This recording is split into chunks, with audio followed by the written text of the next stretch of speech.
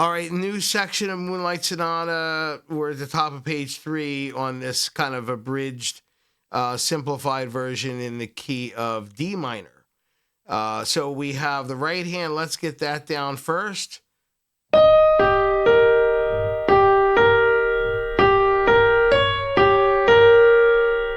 it again. Ready, play. Rest. Rest. All right, and then I'm going to move this down an octave. So it's written here where I'm supposed to be playing those bass notes here, but I like it down low. So let's make it low. All right, here we go.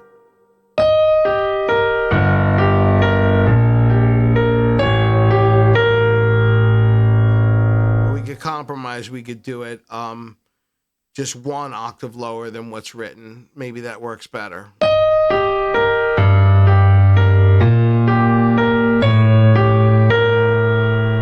Next measure, we have right hand.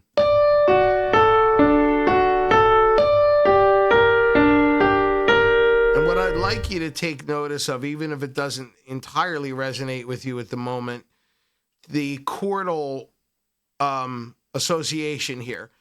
If you just look at these as just individual notes, so you won't see or hear the chordal value.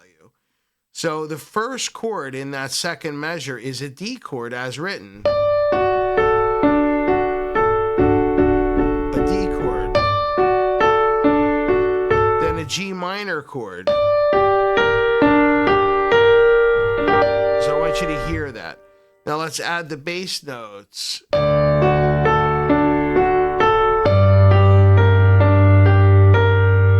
Should be a drill. Each of these individual measures should be a drill, and then try combining the two. So we have all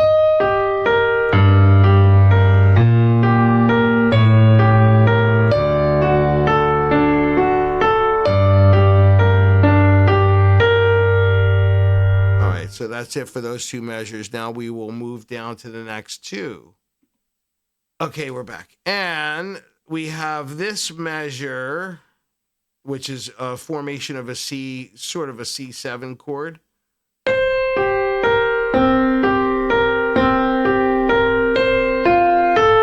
At the very end of that measure, the last beat of that measure ends up being an F chord, just root position F chord, see? All right, so let's read the measure again. Right hand.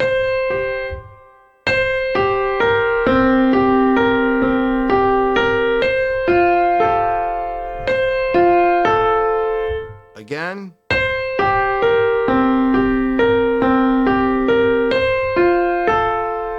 Now let's put it together with the left hand.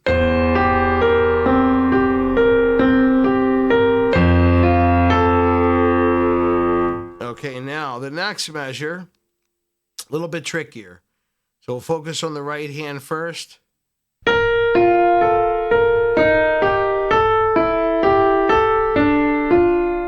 Do that again.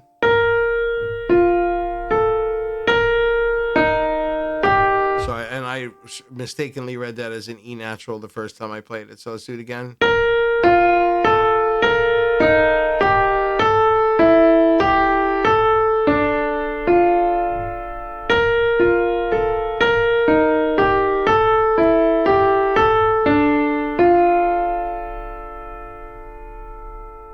This music should have, of course I have these cheats in here, but they absolutely should have, whoever arranged this should have put a flat sign next to that B flat right there. Or I'm sorry, this E flat, right? Because this is supposed to be an E flat, but it's not written in as an accidental. So that's a little mistake in the music. But if you just look at my cheat, you're okay.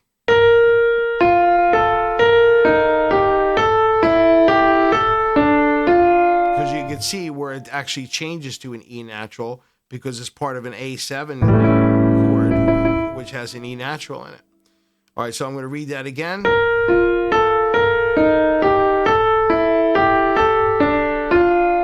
Okay, now this time, instead of just adding the left hand to it, I'm going to practice the left hand first. Whoops.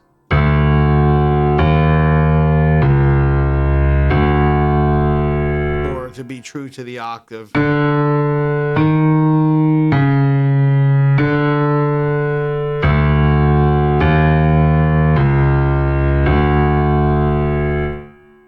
Full disclosure. Oh, you're here.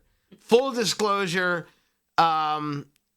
Classical music really is not typically manipulated and taking liberties like changing the octave, but this is one of those classical pieces that is so popular that it's been kind of, well, I don't want to say reinvented, but certainly a little bit of individual influence has been kind of introduced to this piece depending on who's playing it. So I'm taking liberties with the octaves.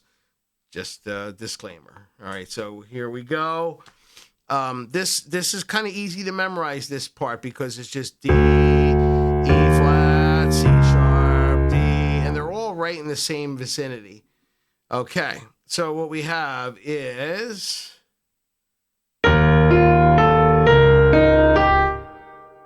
what?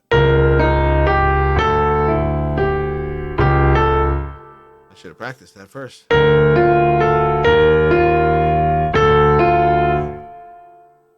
Again.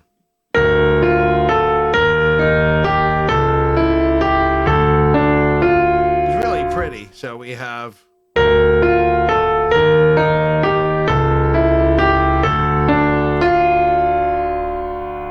right, and then, of course, your next job after that is going to be to add all that together.